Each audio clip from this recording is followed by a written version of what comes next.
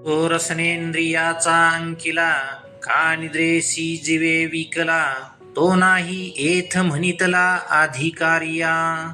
अथवा अग्रहाची ये बांधोडी, क्षुधा तृषा कोंडी, आहारा ते तोडी मारुनिया. जो जिभेच्या आहारी गेलेला आहे आणि निद्रेला संपूर्ण आयुष्य ज्याने दिले आहे, अर्थात जो निद्रेचा गुलाम आहे, तो योगाचा अधिकारी आहे असं शास्त्र म्हणत नाही. अथवा जो दुराग्रहाच्या बंधनामुळे भूक आणि तहान कोंडतो, अर्थात भूक आणि तहान यांना मारून अन्न आणि पाणी तोडतो.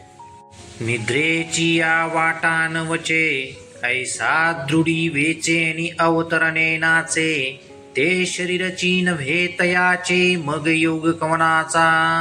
जो दुराग्रहामुळे निद्रेला स्वीकारत नाही, मी झोपणार नाही या हट्टाच्या वेशाने जो नाचतो, त्याला शरीरच साथ देत नाही. मग योग कसा साध्य होईल, अर्थात योग कोण करणार. म्हणून अतिशय विषय सेवावा, ऐसा बोध नोहावा, का सर्वथा निरोधावा, हेही नको. म्हणून विषयाचं अतिसेवन करावं, हे जसं नकोय तसं अति नियंत्रणही नसावं, अर्थात पूर्ण निरोध नसावा. आहार तरी सेविजे, परियुक्तीचे निमापे मविजे, क्रिया जात आचरिजे तयाची स्थिती. शरीर स्वास्थ्यासाठी जेवण हे घेतलंच पाहिजे, परंतु ते नियमाच्या मापानं मोजलं जावं. त्याचप्रमाणे संपूर्ण क्रिया या नियमित असाव्यात. मापीतला बोल बोलिजे, मितलिया पाऊले चालिजे, निद्रे ही मान दिजे अवसरे एके. जागणे जरी जाहले, तरी व्हावे ते मितले, हे तुले निधातू साम्य संचले असेल सुख. मोजके शब्द बोलले जावेत, मर्यादित चालणं असावं, योग्य वेळी निद्रेला मान दिला जावा. जगायचं असेल तर ते देखील मर्यादितच असलं पाहिजे. एवढं जरी नियमित केलं तर शरीरात धातू साम्य झाल्यामुळे स्वस्थ असण्याचं सुख मिळेल. ऐसे युक्तीचे निहुआते, जे इंद्रिया ओपिजे भाते, ते संतोषासी वाढते मनची करी. अशा नियमाच्या हाताने जेव्हा इंद्रियांना पोटगी दिली जाते, तेव्हा मनच संतोषाला वृद्धिंगत करते. बाहेर युक्तीची मुद्रा पडे, तव आत आत सुख वाढे, तेथे सहजेची योग घडे नाभ्यासिता. बाहेर इंद्रियांना जेव्हा नियमितपणाचं वळण पडतं, तेव्हा आत सुख वाढतं, अर्थात खोलवर सुख जातं. मन बुद्धी हृदय याप्रमाणे आत सुख वाढतं. योगाचा कुठलाही अभ्यास न करता सहज योग घडतो. जैसे भाग्याची ये भडसे, उद्यमाचे निमिसे, मग समृद्धी जात अपैसे घररी घे, तैसा युक्तिमंत कौतुके, अभ्यासाची या मोहरा ठाके, आणि आत्मसिद्धीची पिके अनुभवतयाचा. भाग्याचा उदय झाला असता उद्योगाचं निमित्त होतं, सर्व प्रकारच्या संपत्तीसह समृद्धी आपोआप घरात प्रवेश करते. त्याप्रमाणे नियमानं वागणारा पुरुष योग्याभ्यासाकडे सहजतेने वळतो, तेव्हा त्याचा अनुभव आत्मप्राप्तीच्या रूपाने पिकतो. म्हणून युक्ती हे पांडवा, घडे जया सदैवा, तो आपवर्गीची ये राणीवा अलंकारीजे. म्हणून युक्ती हे पांडवा, घडे जया सदैवा, तो आपवर्गीची ये राणीवा अलंकारीजे. म्हणून अर्जुना, बाह्य इंद्रियाचा निमित्तपणा ज्या भाग्यवानाकडून घडतो किंबहुना होतो, तो मोक्ष राज्यानं अलंकृत होतो, अर्थात मोक्ष राज्याचा सम्राट होतो. युक्ती योगाचे अंग पावे, ऐसे प्रयाग जेथ होय बरवे, तेथ क्षेत्र संन्यासे स्थिरावे मानस जयाचे. तया ते योगयुक्त तू म्हण, हेही प्रसंगे जाण, ते दीपाचे उपलक्षण निर्वातीचिया. नियम आणि योग यांचा सर्वांगानं संगम झाला तर तेच श्रेष्ठ प्रयागराज आहे. तिथंच ज्याचं मन क्षेत्र संन्यास घेतं त्याला तू योगयुक्त म्हण. त्या पुरुषाच्या मनाला निर्वातीचा दीप ही उपमा योग्य आहे. हे चालू प्रसंगानुसार समज. आता तुझे मनोगत जानोनी काही एक आम्ही म्हणोनी ते निके चित्त देऊनी परिसावेगा. आता तुझ्या मनातील अभिप्राय ओळखून तुला काही एक सांगणार आहे, म्हणून तू चांगलं लक्ष देऊन ऐक. तू प्राप्तीची चाड वाहसी परी अभ्यासी दक्षिण होसी ते सांग पाका बिहसी दुवाडपणे. तू योग साधनेतील ऐक्याच्या प्राप्तीची इच्छा बाळगतोस, परंतु अभ्यासात दक्ष होत नाहीस. मला सांग, योग साधनेतील कठीणपणाला घाबरतोस का? तरी पार्था हे झने सायास घेसी हो मने वाया बागुली दुर्जने इंद्रिये करीती. अर्जुना, योगाभ्यास हा कष्टसाध्य आहे असं तुझ्या मनानं स्वीकारलं आहे, तसं ते नाही. ही दुष्ट इंद्रिये विनाकारण योगाचा बागुलबुवा करतात. पाहे पायशा ते अढळ करी जे सरते जीवितवारी तया औषधा ते वैरी काय जिव्हान म्हणे. ऐसे हितासी जे जे निके ते सदाची या इंद्रिया दुखे एरवी सोपे योगा सारिखे काही आहे. असं पहा, जे आयुष्याला बळकट करतं, संपणाऱ्या आयुष्याला वाढविणाऱ्या औषधाला आपली जीभ शत्रू मानत नाही का? त्याप्रमाणे आपल्या हिताला जे जे चांगलं असेल, पोषक असेल, ते या इंद्रियांना नेहमी दुःखकारक वाटतं. एरवी योग साधनेसारखं सोपं आहे का? असोनी आसनाची या गाडिका जो आम्ही अभ्यास सांगितला निका तेने होईल तरी हो का निरोधयया. म्हणून आसनाच्या बळकटपणापासून समाधीपर्यंत जो चांगला योगाभ्यास आम्ही सांगितला तो योगानच या इंद्रियाचं नियंत्रण झालं तर होईल.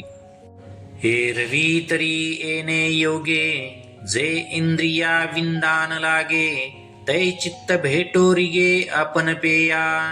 एरवी तरी असं असतं, योगाभ्यासानं इंद्रियाचा निग्रह केला जातो, त्यावेळेस चित्त आपल्या स्वस्वरूपाच्या भेटीला निघतं.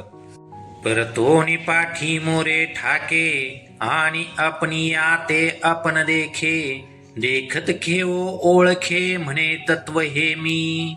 बाहेरच्या दिशेने जाणारं चित्त जेव्हा परत मागे फिरतं, आत्मस्वरूपाला पाहतं, पाहिल्याबरोबर ते तत्वाला ओळखतं आणि म्हणतं, हे माझं स्वरूप आहे, हे तत्व मीच आहे. तिये ओळखीची सरिसे सुखाची या साम्राज्यी बैसे मग आपण पा समरसे विरोनी जाय. जया परते अनिक नाही जया ते इंद्रियेने नती कही ते आपणची आपुलिया ठाई होऊनी ठाके. ओळखल्याबरोबरच चित्त सुखाच्या साम्राज्यावर आरूढ होतं. तत्वाशी एकरूप झाल्याने चित्ताचा चित्तपणा विरून जातो. ज्याच्यापेक्षा श्रेष्ठ दुसरं नाही, किंबहुना दुसरंच नाही. ज्याला इंद्रिय केव्हाच ओळखत नाहीत ते सुखस्वरूप तत्व मन स्वतः आपण होऊन तद्रूप होतं, किंबहुना योगी आत्मस्वरूप होतो. मग मेरू पासूनी थोरे देह दुःखाचे निडोंगरे दाटी जो पापरी भारे चित्त न दाटे. मग मेरूपेक्षा मोठ्या दुःखाच्या डोंगरानं त्याचा देह जरी दडपला गेला तरी पण त्याचं चित्त दडपलं जात नाही. अर्थात भौतिक दुःखानं त्याच्या चित्ताला त्रास होत नाही. काश श्रेवरी तोडिलिया देह अग्नी माझी पडलिया चित्त महासुखी पहुडलिया चेओ नये. त्याच्या देहाला शस्त्रानं जर तोडलं किंवा तो अग्नीमध्ये पडला तरी देखील महासुखात लीन झालेल्या चित्ताला जाग येत नाही. पुन्हा संसारात लक्ष घालण्याची इच्छा होत नाही. ऐसे आपण पारी घोनी ठाये मग देहाची वासन पाहे आणि कची सुख होऊनी जाये म्हणून विसरे. महासुखात लीन झालेलं चित्त अर्थात आत्म्यात विरून गेलेलं पुन्हा देहाची वाट पाहत नाही. देह कुठे आहे, कसा आहे याच्याविषयी विचार करीत नाही. चित्तच ब्रह्म सुख स्वरूप झाल्यामुळे आणिक म्हणजे लौकिक सुख विसरून जातं, हे मागही सांगितले आहे. जया सुखाची या गोडी मनार्थीची सेची सोडी संसाराचे तोडी गुंतले जे. पूर्वी संसाराच्या तोंडात अडकलेलं मन आता त्याला आत्मसुखाची चव लागली, चटक लागली म्हणून इच्छेच्या सुखाची आठवण काढणं सोडून दिलं. प्रपंचात इच्छापूर्तीचं सुख असतं, इच्छा विषयाची असते. अर्थात क्षणिक विषय सुखाची आठवण काढणं मनानं सोडून दिलं. जे योगाची बरव संतोषाची राणीव ज्ञानाची जाणीव जया लागी ते अभ्यासिले नियोगे सावयव देखावे लागे देखिले तरी अंगे होई जे लगा. ज्या सुखाची चटक लागते ते सुख योगाची शोभा आहे, संतोषाचं साम्राज्य आहे. ज्या सुखासाठी ज्ञान समजून घ्यायचं असतं ते सुख योगाचा अभ्यास करून प्रत्यक्ष अनुभवावं लागतं. किंबहुना सावयव म्हणजे मूर्तिमंत सुख पाहण्यासाठी योगाचा अभ्यास करावा लागतो. जर पाहिलं तर पाहणाराच सुख स्वरूप होतो, तन्मय होतो, तद्रूप होतो. तरी तोची योग बापा एके परी आहे सोपा जरी पुत्र शोक संकल्पा दाखविजे हा विषया ते निमालिया ऐके इंद्रिये नेमाची या धारणी देखे तरी तिये घालून मुखे जीवितवासी ऐसे वैराग्य हे करी तरी संकल्पाची सरे वारी सुखे घृतीची या धवळारी बुद्धी नांदे. बाबा अर्जुना, योग खूप कठीण आहे असं वाटत असलं तरी तो तसा सोपा आहे. कसं म्हणाल तर संकल्पाला पुत्रशोक झाला पाहिजे. अर्थात संकल्पाचा पुत्र म्हणजे काम, तो मेला आहे हे संकल्पाला कळलं की तो ऊर फुटून मरेल. कारण काम मारल्यामुळे विषय वासना राहणार नाही आणि इंद्रिय नियमाच्या खांबाला बांधलेली पाहिलं असं जर वैराग्याने केलं, अर्थात संकल्प मेल्यामुळे त्याचं येणं जाणं बंद होईल. मग बुद्धी धैर्याच्या महालात सुखाने नांदेल. बुद्धी धैर्या होय वसोटा तरी मना ते अनुभवाची या वाटा हळूहळू आणून करी प्रतिष्ठा आत्मभुवनी याही एके परी प्राप्ती आहे विचारी हे न ठके तरी सोपारी अनिक एके. बुद्धी धैर्याचं आश्रयस्थान झाली तर ती मनाला अनुभवाच्या वाटेने हळूहळू आत्मभुवनामध्ये स्थापन करेल. अशाही एका पद्धतीने ब्रह्मप्राप्ती होऊ शकते याचा तू विचार कर. हे जर तुला जमत नसेल तर आणखी एक सोपी युक्ती आहे, ती सांगतो ऐक. आता नियमची हा एकला जिवे करावा आपुला जैसा कृतनिश्चयीचा बोला बाहेरानो हे. आता नियमची हा एकला जिवे करावा आपुला जैसा कृतनिश्चयाची या बोला बाहेरानो हे. आता मनापासून निग्रहाचा एक नियम आपलासा करावा. त्या निग्रहाच्या नियमातच मनाला ठेवावं, बाहेर जाऊ देऊ नये. अर्थात आपली आज्ञा आपण पाळावी, केलेल्या निश्चयाच्या बाहेर चित्ताला जाऊ देऊ नये. जरी ये तुले चित्त स्थिरावे तरी काजा आले स्वभावे नाही तरी घालावे मोकलुनी मग मोकलिले जेथ जाईल तेथून नियमोची घेऊन येईल ऐसे निस्थैर्याची होईल सेवेची येया. असं केल्याने जर चित्त शांत झालं, स्थिर झालं तर हा निश्चय सहजच कामाला आला. असं समजलं नाही तर मनाला मोकळं सोडून द्यावं. मोकळं सोडलेलं मन जिथं जाईल तिथून त्याला नियमच परत घेऊन येईल. अशा रीतीने मनालाही स्थिरतेची सवय लागेल. पाठी के तुलेनी एके वेळे तया स्थैर्याचे निमेळे आत्मस्वरूपाजवळे येईल सहजे तया ते देखोनी अंगा घडेल तेथ अद्वैती द्वैत बुडेल आणि ऐक्यते जे उघडेल त्रैलोक्य हे. स्थिर होण्याची सवय लागत असताना केव्हा तरी एखाद्या वेळेस स्थैर्याच्या युगानं सहजच ते चित्त आत्मस्वरूपाजवळ येईल. मनानं आत्मस्वरूप पाहिल्यावर ते स्वतः आत्मस्वरूपात मिसळून जाईल. तिथं अद्वैत अवस्थेत द्वैत नष्ट होईल आणि नंतर हे त्रैलोक्य ऐक्याच्या प्रकाशानं उजळून जाईल. आकाशी दिसे दुसरे ते अभ्रजय विरे ते गगनची का भरे विश्व जैसे तैसे चित्तलया जाये आणि चैतन्याची आघवे होये ऐशी प्राप्ती सुखोपाय आहे येणे. आकाशात जे आभाळ वेगळं दिसतं ते आभाळ विरल्यानंतर संपूर्ण विश्व आकाशानंच भरलेलं दिसतं. त्याप्रमाणे आत्मस्वरूपात चित्ताचा लय झाल्यानंतर संपूर्ण जग चैतन्यमय दिसतं. या सुलभ उपायात एवढी मोठी प्राप्ती आहे, उपलब्धी आहे. या सोपया योगस्थिती उकल देखिला गा बहुती संकल्पाची या संपत्ती रुसोनिया. संकल्पाची संपत्ती म्हणजे विषय वासनेवर रुसून अर्थात त्यांचा त्याग करून पुष्कळांनी या सोप्या योगमार्गाचा अनुभव घेतला. ते सुखाचे निसांगाते आले परब्रह्मा आतोंते तेथ लवन जैसे जळाते सांडून येणे तैसे होय तिये मेळी मग सामरस्याची या राऊळी महासुखाची दिवाळी जगेसी दिसे.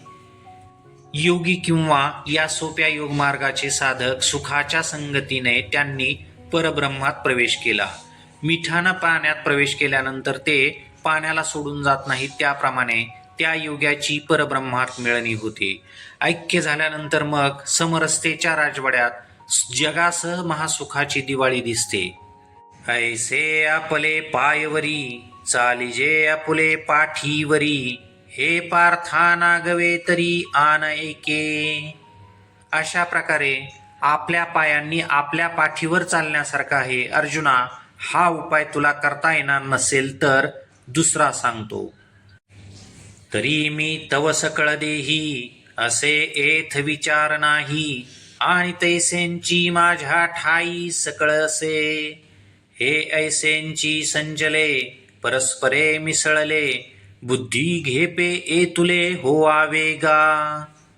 मी तर व्यापक असल्यामुळे सर्व देहात आहे, त्याप्रमाणे सर्व जग माझ्यात आहे. इथं विचार करण्यासारखं मुळीच काही नाही. हे असंच भरलेलं असून परस्परात मिसळलेलंही आहे. बुद्धीला एवढं ग्रहण करता आलं पाहिजे, अर्थात झेपलं पाहिजे, एवढा अधिकार तर हवाच ना.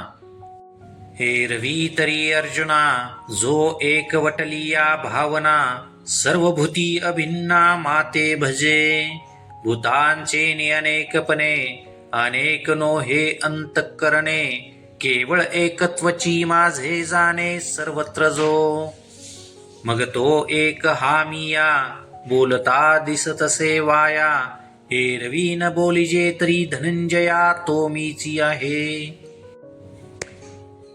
नाहीतरी अर्जुना, जो पुरुष ऐक्य भावनेनं मी सर्व भूतमात्रात व्याप्त आहे असं जाणून जो मला भजतो किंबहुना माझं सेवारूपी भजन करतो, प्राणी भेदानं ज्याच्या अंतःकरणात द्वेष उत्पन्न होत नाही, जो सर्वत्र माझं ऐक्य जाणतो, मग अर्जुना तो आणि मी एक आहे हे बोलणं व्यर्थ आहे. असं मला दिसतं. एरवी एक आहे हे नाही बोललं तरी देखील तो मीच आहे. दीपा आणि प्रकाशा एकवंकीचा पाड जैसा तो माझ्या ठाई तैसा मी तया माझी. दिवा आणि प्रकाश यात समान योग्यता आहे, ऐक्य आहे. त्याप्रमाणे तो माझ्या ठिकाणी आणि मी त्याच्या ठिकाणी एकत्वाने आहोत. जैसा उदकाचे आयुष्य रस का गगनाचे निमाने अवकाश तैसा माझे निरूप ए रूपस पुरुष तोगा. पाण्याचं आयुष्य असेपर्यंत ओलाव्याचं अस्तित्व आहे किंवा एवढं गगनाचं प्रमाण आहे तेवढीच पोकळीही आहे. प्रकाश आणि पोकळीप्रमाणे माझ्या अस्तित्वाने रूपाने त्याचं रूप किंबहुना अस्तित्व आहे. तो पुरुष माझ्यामुळे माझ्या बरोबरीचा आहे. जेने ऐक्याची ये दिठी सर्वत्र मातेंची किरीटी देखिला जैसा पटी तंतू एक का स्वरूपे तरी बहुते आहाती परी तैसी सोनी बहुवेन होती ऐसी ऐक्यचळाची स्थिती केली जेने.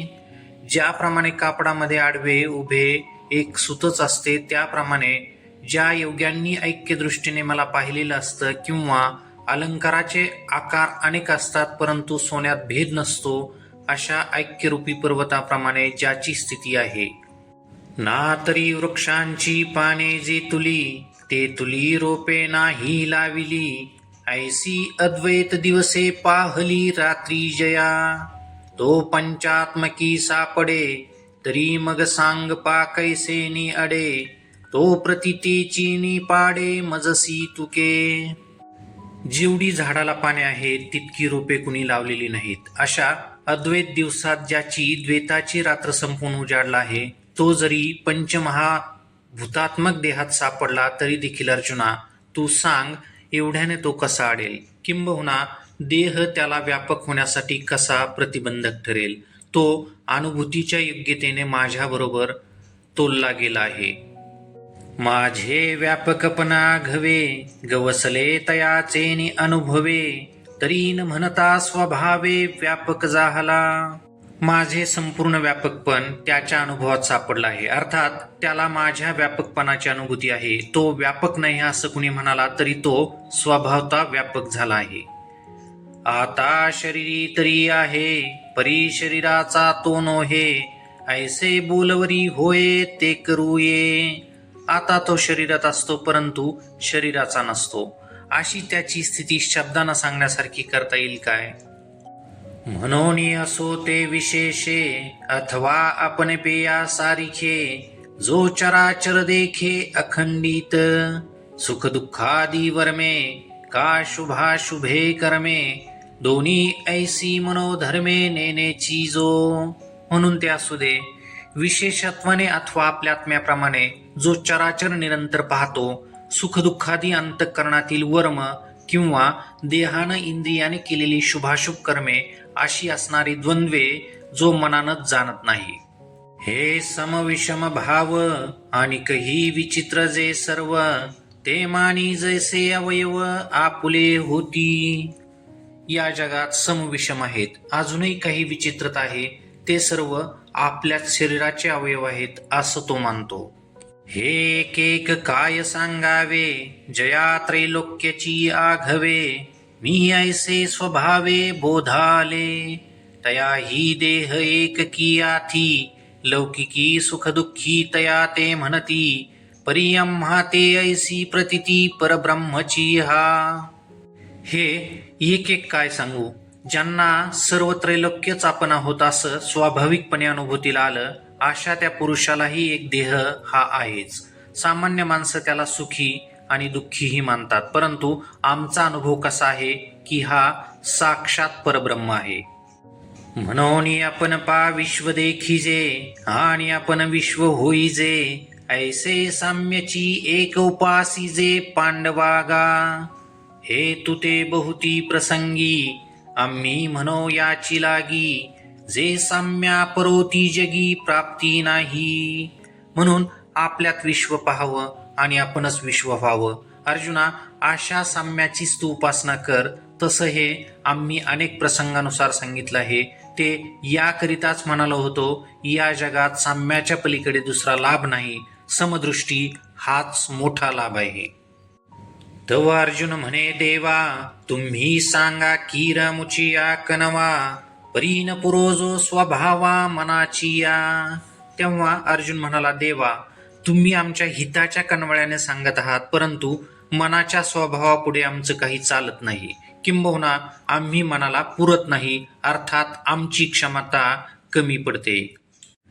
हे मन कैसे केवडे, ऐसे पाहो म्हणो तरी न सापडे. एरवी राहटावया थोडे त्रैलोक्या. म्हणून ऐसे कैसे घडेल, जे मरकट समाधी येईल. का राहा म्हणितलिया राहेल महावात. बरं, हे मन कसं आहे, केवढं आहे, अशा उत्सुकतेपोटी पाहायला जावं तर सापडतही नाही. एरवी याला वावरण्यासाठी त्रैलोक्य कमी पडतं. म्हणून मनाचं नियंत्रण कसं होईल, मरकटाला समाधी कशी लागेल आणि सोसायट्याच्या वाऱ्याला थांब म्हटलं तरी तो थांबेल का? जे बुद्धी ते सळी, निश्चया ते टाळी. धैर्यसी हात फळी मिळवून जाय. जे विवेका ते भुलवी, संतोषासी चाड लावी. बैसिजे तरी हिंडवी दाही दिशा. जे बुद्धीला छळतं, तिनं केलेल्या निश्चयाला टाळतं, धैर्याच्या हातात हात मिळून पळून जातं, जे सारासार विचारालाही भ्रमात पाडतं, संतोषाला इच्छा निर्माण करतं, एका ठिकाणी बसलेला असला तरीही दाही दिशा फिरवतो. जे निरोधले घेऊ वावो, जया संयमची होय सावाओ, ते मन आपुला स्वभाव सांडील काई. म्हणून मन एक निश्चळ राहेल, मग आम्हासी साम्य होईल, हे विशेषे हीन घडेल याची लागी. मनाचा निग्रह केला तर अधिक उसळी घेतं. ज्याला संयमच सहकारी म्हणजे मित्र होतो, सहाय्य करतो, असं असणारा ते मन आपला स्वभाव सोडणार काय. म्हणून हे मन स्थिर राहील, मग आम्हाला साम्याची प्राप्ती होईल. हे विशेषत्वाना देखील घडणार नाही, किंबहुना विशेष प्रयत्न करून देखील काही घडेल असं वाटत नाही. तव श्रीकृष्ण म्हणती साचची, बोलत आहासी ते तैसेंची, यया मनाचा कीर चपळची स्वभावगा. परी वैराग्याचे निआधारे, जरी लाविले अभ्यासाची ये मोहरे, तरी की तुलेनी एके अवसरे स्थिरावेल. तेव्हा श्रीकृष्ण म्हणतात, तू म्हणत आहेस तसंच आहे. या मनाचा स्वभाव हा खरोखरच चंचल आहे, परंतु वैराग्याच्या जोरावर जर हे मन अभ्यासाकडे लावलं तर काही अवकाशाने स्थिरावेल, किंबहुना काही काळाने स्थिर होईल. काजे या मनाचे एकनिके, जे देखिले गोडीची या ठाया सोके, म्हणून अनुभव सुखची कौतिके दावीत जाईजे. कारण या मनाचा एक चांगला गुण आहे. एखादा विषय आवडला की पुन्हा पुन्हा भोगावा असं याला वाटतं. मन त्या गोडीला सोकतं, म्हणून मनाला कौतुकानं अनुभव सुख दाखवत जावं. हे रवी विरक्ती जयांसी नाही, जे अभ्यासी नरिगती कही, तया ना कळे हे आम्हीही न म्हणू काही. एरवी ज्यांना विरक्ती नाही, जे केव्हाच अभ्यासाकडे जात नाहीत, त्यांना मन आवरत नाही, हे मानत नाही काय. परी यमनियमांची या वाटा नवचिजे, कही वैराग्याची सेन करीजे, केवळ विषय जळी ठाकीजे बुडी देऊन. या जाली या मानसा कही, युक्तीची कांबी लागली नाही, तरी निश्चळ होईल काही कैसे निसांगे. परंतु यम नियम यांच्या वाटेनं जायचं नाही, कधीही वैराग्याची आठवणही करायची नाही, केवळ विषयरूपी पाण्यात बुडी देऊन राहायचं. अशी मानसिकता असलेल्या मनाला योगाची निग्रहाची काठी लागली नाही तर मग मन स्थिर कसं होणार, हे तूच मला सांग. म्हणून मनाचा निग्रह होय, ऐसा उपाय जो आहे, तो आरंभी मग्नो हे कैसा पाहो. म्हणून मनाचा निग्रह होईल असा जो उपाय आहे तो प्रारंभ कर, मग निग्रह कसा होत नाही ते आपण पाहू. तरी योग साधन जितुके, ते अवघेंची काय लटिके, परी आपण अभ्यासे न ठके हेंची म्हणे. जेवढं योग साधन आहे ते संपूर्ण खोटं आहे का, परंतु स्वतःकडून अभ्यास केला जात नाही असं म्हण. अंगी योगाचे होय बळ, तरी मनके तुले चपळ, काय महदादी हे सकळ आपुन हे. अंगात योगाची शक्ती असेल तर त्यापुढे मनाचा चंचलपणा कितीसा आहे. योग साध्य झाल्यावर महत्त्वादी सर्व आपल्या अधीन होणार नाहीत काय.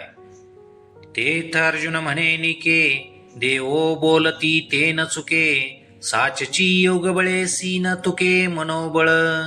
त्यावेळी अर्जुन देवाला म्हणाला, हे खरंय, देव बोलतात ते चुकीचं नाही. खरोखरच योग बळाची आणि मनोबलाची तुलना होऊ शकत नाही. तरी तोची योग कैसा केवी जानो, आम्ही ए तुले दिवस याची मातू ही नेनो, म्हणून मना तेजी म्हणो अनावर. तरी तोच योग कसा आहे हे त्याला कसं जाणावं देवा. इतके दिवस याची वार्ता देखील येत नव्हती, अर्थात योगाबद्दल आम्हाला कोणतीही माहिती नव्हती. म्हणूनच गुरुदेव आम्ही मनाला अनावर म्हणत होतो. हा आता घवे या जन्मा, तुझे निप्रसादे पुरुषोत्तमा, योग परिचय आम्हा जाहला अजी. हे पुरुषोत्तमा, संपूर्ण जन्मात आता हा आम्हाला तुझ्या प्रसादानं योग परिचय झाला. परी आणिक एक गोसाविया मज संशय असे साविया, तो तू वाचून फेडावया समर्थ नाही. म्हणून सांगे श्री गोविंदा कवन एक मोक्षपदा, झोंबत होता श्रद्धा उपाये विन. हे स्वामी, मला आणखी एक सहज संशय येत आहे, तो तुझ्या वाचून दूर करण्यास कुणीही समर्थ नाही. म्हणून श्री गोविंदा तुम्ही मला सांगा, ती शंका अशी आहे, कुणी एक साधक मोक्षपदासाठी श्रद्धेने उपायाशिवाय प्रयत्न करीत होता. इंद्रिय ग्रामोनी निघाला, आस्थेची ये वाटा लागला, आत्मसिद्धीची या पुढीला नगरा यावया.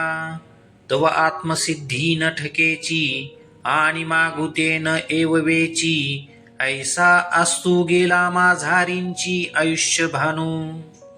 आत्मसिद्धी रूपी नगराला येण्यासाठी तो साधक इंद्रिय रूपी गावाहून निघाला, आस्थेच्या वाटेला लागला, परंतु तो आत्मसिद्धीपर्यंत पोहोचलाच नाही आणि त्याला परत येवतही नाही. अशा अवस्थेत त्याच्या आयुष्याचा सूर्यास्त झाला. जैसे अकाळी आभाळ आळू माळस पातळ, विपाये आले केवळ वसेना वर्षे. तैसी दोन्ही दुरावली, जे प्राप्ती तव अलग ठेली, आणि अप्राप्ती ही सांडवली श्रद्धा तया. अयोग्य वेळी विरळा, अर्थात पातळ पडद्यासारखं आणि अल्प असा आभाळ चुकूनही आलेलं असतं, ते टिकतही नाही आणि वर्षावही करीत नाही.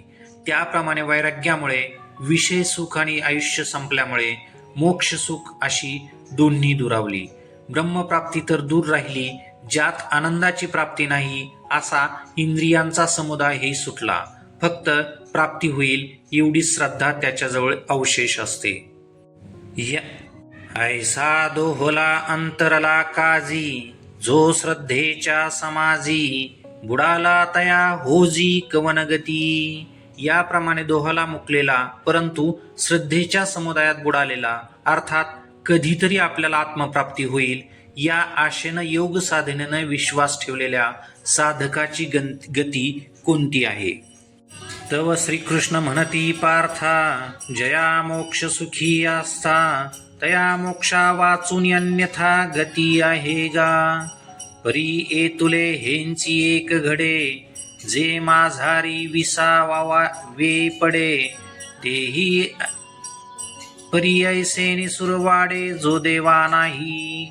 परी ए तुले हेंची एक घडे, जे माझारी विसावावे पडे, तेही परी ऐसे निसुरवाडे जो देवा नाही. तेव्हा श्रीकृष्ण म्हणाले, अर्जुना, ज्याला मोक्ष सुखाची इच्छा आहे त्याला मोक्षा वाचून दुसरी गती आहे का? परंतु एवढं एक घडलं, त्या साधकाला मध्यंतरी विसावा घ्यावा लागतो. ती विश्रांती एवढी सुखकर असते की ती देवादिकांनाही नसते. एरवी अभ्यासाचा उचलता, पाऊली जरी चालता, तरी दिवसा आधी ठाकता सोहम सिद्धी ते. परी ते तुला वेग नव्हेची, मनोनी विसावा तरी निकाची, पाठी मोक्ष तव तैसाची ठेविला असे. एरवी जलद गतीने पावलांनी जर तो साधक चालला असता तर आयुष्याचा सूर्य मावळण्या अगोदरच सोहमसिद्धी म्हणजे तो मी आहे या अनुभवाच्या मुक्कामाला पोहोचला असता. परंतु तितक्या वेगानं अभ्यास न झाल्यामुळे विश्रांती घेणं चांगलंच आहे. विश्रांतीनंतर मोक्ष त्याच्यासाठी तसाच ठेवलेला आहे. ऐके कवतिक हे कैसे, जे शतमखा लोक सायासे, ते तो पावे अनायासे कैवल्य काम. मग तेथींचे जे अमोघ अलौकिक भोग, भोगिताही सांग कांटाळे मन. अर्जुना ऐक, काय नवल आहे, जे लोक 100 यज्ञ करून ज्या गतीला म्हणजे इंद्रपदाला प्राप्त होतात त्या पदाला मोक्षाची इच्छा करणारी कष्ट न करता प्राप्त होतो. मग त्या ठिकाणचं अमोघ म्हणजे व्यर्थ न जाणारं, अलौकिक म्हणजे दिव्य भोग सांगोपांग भोगत असता त्याचं मन कंटाळतं. हा अंतराय अवचिता, का ओढवला श्री भगवंता, दिवी भोग भोगिता अनुतापी नित्य. हे श्री भगवंता, प्राप्तीच्या मार्गात अचानक हे विघ्न का उडवलं? दिव्य भोग भोगत असता हा अनुताप नित्य असतो. पाठी जन्मे संसारी, परी सकल धर्मांची या माहेरी, लांबा उगवे आगरी विभव श्रियेचा. मग तो पुन्हा मनुष्य लोकात जन्माला येतो, परंतु तो साधारण घरात जन्म न घेता सर्व धर्माचं जे विश्रांती स्थान आहे अशा घरात तो जन्मतो. भात कापल्यानंतर जे धान्य खाली पडतं ते जसं उगवतं त्याला लांबा म्हणतात, तसा त्याचा जन्म असतो. जया ते नीती पंथे चालिजे, सत्य धूत बोलिजे, देखावे ते देखिजे शास्त्रदृष्टी. वेद तो जागेश्वरू, जया व्यवसाय निजाचारू, सारा सार विचारू मंत्री जया. जे कुळनीतीच्या मार्गाने चालतं, सत्यभूत म्हणजे न रुतणारं असं पवित्र सत्य जिथं बोललं जातं, जे पाहायचं असेल ते शास्त्रदृष्टीने जिथं पाहिलं जातं, ज्या कुळात वेद ही जागती ज्योत आहे किंबहुना प्रशासक आहे, ज्याच्या नियमानं घरातील सर्व वागतात, जिथं स्वधर्माचरण हाच व्यवसाय आहे, सारा सार विचार जिथे अर्थात विवेक ज्या कुळाचा मंत्री आहे, किंवा आराध्य दैवत ज्याच्या नियंत्रणात कुळ असतं. जयाच्या कुळी चिंता, झाली ईश्वराची पतिव्रता, जया ते गृहदेवता आदी रुद्धी. ऐसी निज पुण्याची जोडी, वाढिन्नली सर्व सुखाची कुळवाडी, तिये जन्मे तो सुरवाडी योगच्युत. ज्याच्या कुळात चिंताही असते परंतु ती ईश्वराची पतिव्रता असते, अर्थात ज्या चिंतेला ईश्वर प्राप्तीशिवाय दुसरा विषय नाही किंबहुना नसतो, ज्या घराची कुलदेवता या रुद्धी सिद्धी असतात, अशा स्थितीत असणारं कुळ जिथं आपल्या स्वतःच्या पुण्याईनं सर्व सुखांचा व्यापार वाढलेला आहे, त्या कुळात तो योगभ्रष्ट सुखाने जन्म घेतो. अथवा ज्ञानाग्नी होत्री, जे परब्रह्मश्रोत्री, महासुख क्षेत्री आदिवंत. जे सिद्धांताची या सिंहासनी, राज्य करीती त्रिभुवनी, जे कुजती कोकिलमणी संतोषाच्या. अथवा जे आत्मज्ञान रूपी अग्नीत हवन करतात, जे परब्रह्मश्रोत्री म्हणजे व्यापकानुभूतीच्या शब्दात निष्णात असतात, अर्थात केवळ शब्दाचे विद्वान नाहीत, परब्रह्मरूपी शेतीचे जे वतनदार आहेत, जे शास्त्र सिद्धांताच्या सिंहासनावर बसून त्रिभुवनात आनंदाचं राज्य करतात, जे संतोषाच्या मनात अनुभूतीचे शब्द बोलणारे कोकिळ आहेत. जे विवेक द्रुमाचे मुळी, बैसले आहाते नित्य फळी, त्या योगियांची या कुळी जन्म पावे. जे नित्य फळ देणाऱ्या विवेक रूपी झाडाच्या मुळाशी बसले आहेत, अशा योग्यांच्या कुळात तो जन्माला येतो. मोटकी देहाकृती उमटे, आणि निज ज्ञानाची पहाट फुटे, सूर्यापुढे प्रगटे प्रकाश जैसा. जन्मानंतर त्याची योग्यता माऊली सांगतात. देहाचा लहानसा आकार प्रकट होतो आणि मग आत्मज्ञानाची पहाट होते. सूर्योदय होण्यापूर्वी सूर्यप्रकाश जसा प्रकट होतो. तैसी दशेची वाट न पाहता, वैसेची या गावा न येता, बाळपणीच सर्वज्ञता वरीतया ते. त्याप्रमाणे परिपक्व अवस्थेची वाट न पाहता, प्रौढ वयाच्या गावाला न येता, बालपणातच सर्वज्ञता रूपी श्रीपती म्हणून त्याला स्वीकारते, अर्थात सर्वज्ञता त्याच्या आज्ञेत वागते. तिये सिद्ध प्रज्ञेचे निलाभे, मनची सारस्वते दुभे, मग सकल शास्त्रे स्वयंभे निघती मुखे. आत्मज्ञान आणि सर्वज्ञता यांच्या मिलनातून आलेली सिद्ध प्रज्ञा, तिच्या लाभानं मनच अनेक ग्रंथांना प्रसवते. मग इतर सर्व शास्त्रे त्यांच्या मुखातून आपोआप बाहेर पडतात. चिंतन. माऊलींचं हे आत्मचरित्र आहे. अन्योक्तीने आपल्याला समजावून सांगत आहेत. वयाचं 16वं वर्ष आणि प्रौढावस्था, नाबाल्यावस्था, कुमारावस्थेतच सर्व शास्त्रांसह स्वानुभूती आणि समाधी योग यांच्या संयोगातून ज्ञानेश्वरी जन्माला आलेली आहे. जीवनाचे सिद्धांत, विज्ञान, मनोविज्ञान, भौतिक विज्ञान, साहित्यशास्त्र, रसायनशास्त्र, शोध ज्ञान आणि योगानुभूतीसह परतत्वानुभूती या ज्ञानेश्वरीचा आश्रय घेत विश्रांत होतात. आपण आपल्या अधिकाराप्रमाणे तिला पाहतो, समग्र ज्ञानेश्वरी कळणे हे स्वप्नातील दिवा स्वप्न आहे. ऐसे जे जन्म जया लागी देव सकाम, स्वर्गी ठेले जप होम करीती सदा. असा उत्कृष्ट जन्म ज्या जन्मासाठी इंद्रादिक देव सकाम आहेत तो मिळावा म्हणून स्वर्गात नेहमी जप होम करीत असतात. अमरी भाट होईजे मग मृत्यू लोकाते वाणिजे, ऐसे जन्म पार्था गाजे ते तो पावे. अर्जुना, अमरी म्हणजे स्वर्गातील अमर असलेल्या देवांनी भाट होऊन मृत्यू लोकाचं वर्णन करावं असा जो जन्म आहे तो त्याला प्राप्त होतो. आणि मागील जे सद्बुद्धी जेथ जीवित्वा जाहली होती अवधी, मग तेची पुढती निरवधी नवीला आहे.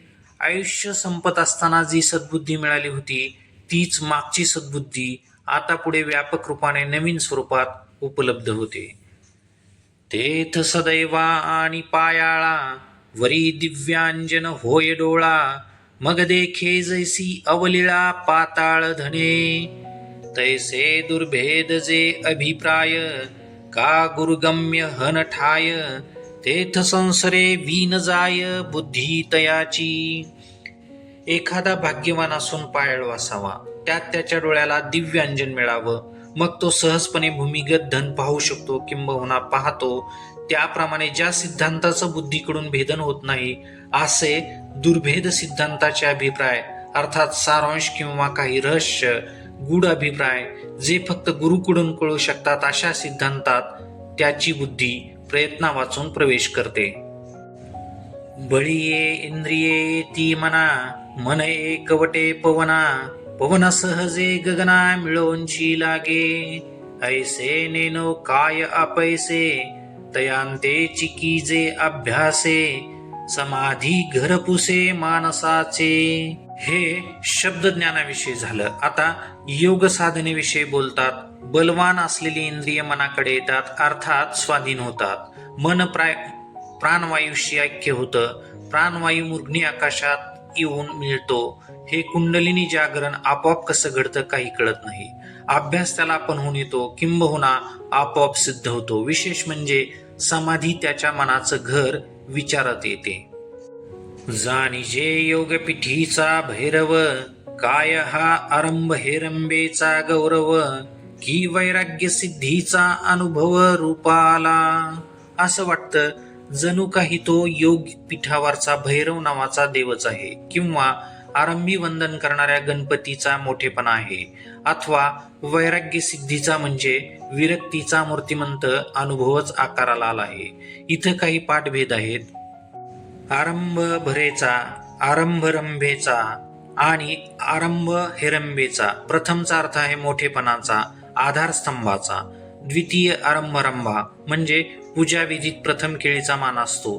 तिसरा आपण ओवीत विस्तार केला आहे. हा संसार मानिते माप, का अष्टांग सामग्रीचे द्वीप, जैसे परिमळेंची धरिजे रूप चंदनाचे. हा पुरुष म्हणजे संसार मोजण्याचं मापच आहे किंवा अष्टांग योग सामग्रीचं बेटच आहे अथवा चंदनाच्या परिमळानं रूप धरावं त्याप्रमाणे हा योगी आहे. तैसा संतोषाचा काय घडिला, की सिद्धी भांडारी होनी काढिला, दिसे तेने माने रुडला साधक दशे. असं जाणवतं की हा पुरुष जणू काही संतोषाचाच घडलेला आहे किंवा रिद्धी सिद्धीच्या खजिनावरून म्हणजे भांडार ग्रहातून काढलेला वैभव संपन्न असा आहे. विशेष म्हणजे तो साधक दशेत असा दिसतो किंबहुना सिद्ध होण्यापूर्वीच एवढ्या योग्यतेचा दिसतो. जे वर्ष शतांची या कोडी, जन्मसहस्रांची या आडी, लंगिता पातला थडी आत्मसिद्धीची. म्हणून साधन जात आघवे, अनुसरे तया स्वभावे, मग आयतीये बैसे राणीवे विवेकाची ये. जन्मसहस्र म्हणजे हजारो जन्म अर्थात 1000 जन्मातील प्रत्येक जन्म 100 याप्रमाणे कोट्यावधी आयुष्यात प्रतिबंधाचं उल्लंघन करून तो आत्मसिद्धीच्या किनाऱ्यावर आला अर्थात पोहोचला. म्हणून सर्व साधने त्याच्या मागे आपोआप येतात. नंतर तो विवेकाच्या राज्यावर आयता बसतो, किंबहुना आयता विवेकाच्या राज्यावर बसतो. पाठी विचारिती तया वेगा, तो विवेक ही ठाके मागा. मग अविचारणीय ते अंगा घडोनी जाय. तेथ मनाचे मी हुडे विरे, पवनाचे पवनपन सरे. आपण मुरे आकाश ही. नंतर विचाराच्या वेगामुळे सारासार विवेकही मागे पडतो. मग जे विचारातीत आहेत ते तो स्वतः होतो. त्या समाधीत अवस्थेत मनरूपी मेघ नाहीसा होतो. प्राणवायूचं वायुपण संपून जातं. मूर्घनी आकाश देखील स्वतःमध्ये लीन होतं. प्रणवाचा माथा बुडे, हे तुलेने अनिर्वाच्य सुख जोडे. म्हणून आधींची बोल बहुडे तया लागी. प्रणवाचा माथा म्हणजे ओंकारातील मकार, किंबहुना अर्धमाया हेच मस्तक बुडून जातं. त्याला इतकं शब्दातीत सुख मिळतं, म्हणून त्याच्या सुखाचा अनुवाद करण्या अगोदर शब्द मागे फिरतात. अर्थात त्याची अनुभूती ही शब्दातीत असून त्याच्याविषयी शब्द अपुरे पडतात. ऐसी ब्रह्मीची स्थिती, जे सकळा गतींसी गती. तया अमूर्तीची मूर्ती होऊन ठाके. अशी ही ब्रह्मीची म्हणजे समाधीच्या अवस्थेची स्थिती आहे. ही सर्व गतीची सद्गती आहे. निराकार अवस्थेचा मुनी हा योगी होतो. अर्थात समाधीतील अनुभूतीची मूर्तिमंत मूर्ती म्हणजे हा योगी असतो. या अध्यायात मागे जे विस्तारपूर्वक कुंडलिनी जागरण आहे तेच संक्षिप्त शब्दात इथे योग भ्रष्टासाठी आलेला आहे. मागचा संदर्भ जर व्यवस्थित लक्षात असेल तर याच ओव्यांचे आणखी वेगळे व विलक्षण अर्थ जाणवतील. तेने बहुती जन्मी मागिली, विक्षेपांची पाणीवळे झाडिली. म्हणून उपजत खेओ बुडाली लग्न घटिका. ही ब्रह्मस्थिती येण्यासाठी त्या योग साधकानं मागच्या पुष्कळ जन्मात विक्षेपरूपी पाण्यातील मळ काढून टाकला. म्हणून उपजत क्षणी लग्न घटिका बुडाली. अर्थात मोहाची वेळ, काम क्रोधाची वेळ संपली. चिंतन. ज्या साधकाचं वर्णन आहे तो साधक संसारातून पूर्वीच निघालेला आहे, परंतु तो साध्यापर्यंत पोहोचलेला नाही, म्हणून त्याने मध्यंतरी विश्रांती घेतली. जेव्हा तो योगभ्रष्ट उत्तम व योग्याच्या कुळात जन्म घेतो तेव्हा त्याचा संसार हा पूर्वीच संपलेला असतो. केवळ ब्रह्मप्राप्तीसाठी हा जन्म आहे, म्हणून उपजत खेओ बुडाली लग्न घटिका असं माऊलींनी म्हटलं आहे.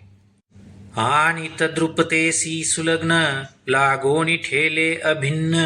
जैसे लोपले अभ्र गगन होऊनी ठाके. प्रपंचातील लग्न घटिका जरी बुडाली तरी तद्रुपतेशी सुलग्न होत लागतं. या लग्नाची विशेषता म्हणजे दोघांचं ऐक्य होतं. ज्याप्रमाणे लोपलेले ढग आकाशरूप होऊन राहतात त्याप्रमाणे हा योगी व्यापकतेशी ऐक्य होतो. तैशे विश्व जेथ होये, मागवते जेथ लया जाये. ते विद्यमानेंची देहे जाहला तोगा. ज्याच्यापासून विश्वाची उत्पत्ती होते, स्थितीनंतर पुन्हा ज्याच्यात विश्वलीन होतं ते स्वरूप तो या देहात होतो. तैसे म्हणजे ढगाप्रमाणे, अर्थात ढगाची उत्पत्ती आणि लय आकाशात होतो. त्याप्रमाणे विश्वाची उत्पत्ती जिथून होते ते व्यापक स्वरूप तो वर्तमान देहात होतो. जया लाभाची आशा, करुणी धैर्य बाहूचा भरवसा. घालित षटकर्माचा धारसा कर्मनिष्ठ. ज्या लाभाची आशा धरून धैर्यरूपी बाहूवर विश्वास ठेवून कर्मनिष्ठ षटकर्माच्या प्रवाहात उडी घालतात. षटकर्म म्हणजे यजन, याजन, अध्ययन, अध्यापन, दान आणि प्रतिग्रह. काजिये एक वस्तू लागी, बाणोनी ज्ञानाची वज्रांगी. झुंजत प्रपंचेशी समरंगी ज्ञानी येगा. अथवा ज्या वस्तूकरिता ज्ञानी माणसं ज्ञानाचं कवच घालून संसाररूपी रणांगणात प्रपंचाशी लढा देतात किंबहुना लढतात. अथवा लागे निसरडा, तपोदुर्गाचा आडकडा. झोंबती तपिये चाडा जयाचिया. अथवा वस्तूच्या प्राप्तीसाठी निराधार आणि निसरड्या कड्यावर पाय ठेवता येत नाही अशा तपरूपी आडव्या कड्यावर चढण्याचा प्रयत्न तपस्वी करतात. जे भजती या भज्य, याज्ञिकांचे याज्य. एवंते जे पूज्य सकळा सदा. त्यांची तो आपण स्वयं जाहाला निर्वाण, जे साधकांचे कारण सिद्ध तत्व. कर्मनिष्ठ, ज्ञानी, तपी यानंतर जे भक्त आहेत त्यांचा भक्तीचा विषय अर्थात भज्य, याज्ञिकांचे याज्य म्हणजे यजन विषय, इतर सर्व पूजकांचा नित्यपूजनाचा विषय, जे साधकांचं साध्य सिद्ध असणाऱ्या संतांचं तत्व म्हणजे परब्रह्म, तेच ब्रह्म तो योगी शेवटच्या जन्मात स्वतः झालेला असतो. अर्थात एवढ्या आध्यात्मिकांना जे हवंय ते परब्रह्म तो स्वतः झालेला असतो. म्हणून कर्मनिष्ठा वंद्य, तो ज्ञानियांसी वेद्य, तापसांचा आद्य तपोनाथ. म्हणून तो योगी कर्मनिष्ठांना वंद्य असतो, तो ज्ञानियांसाठी जाणण्यास योग्य असतो, तपस्वीचा तो आद्य तपोनाथ असतो. पै जीव परमात्म संगमा, जयाचे येणे जाहले मनोधर्मा, तो शरीरीची परी महिमा ऐसी पावे. म्हणून या कारणे तू ते मी सदा म्हणे, योगी होई अंतःकरणे पंडू कुमारा. जीव परमात्मा यांच्या ऐक्याला ज्या मनोधर्माचं येणं झालं तो योगी हा देहधारीच असतो, परंतु एवढ्या मोठेपणाला तो प्राप्त होतो, अर्थात सर्वांनी वंदन करावं एवढ्या योग्यतेचा तो असतो. म्हणून अर्जुना, तुला याकरिताच नेहमी म्हणत असतो, तू अंतःकरणानं योगी हो.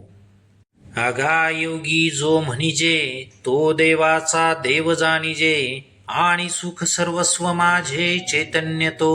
अर्जुना, ज्याला योगी म्हणतात तो देवाचाही देव असतो असं जाणावं. विशेष म्हणजे तो माझं सर्वस्व सुख आहे आणि माझं चैतन्यही आहे. तेथ भजता भजन भजावे, हे भक्ती साधन जे आघवे, तो मीची जाहलो अनुभवे अखंडित. मग तया आह्या प्रीतीचे, स्वरूप बोली निर्वचे, ऐसे नव्हे गातो साचे सुभद्रापती.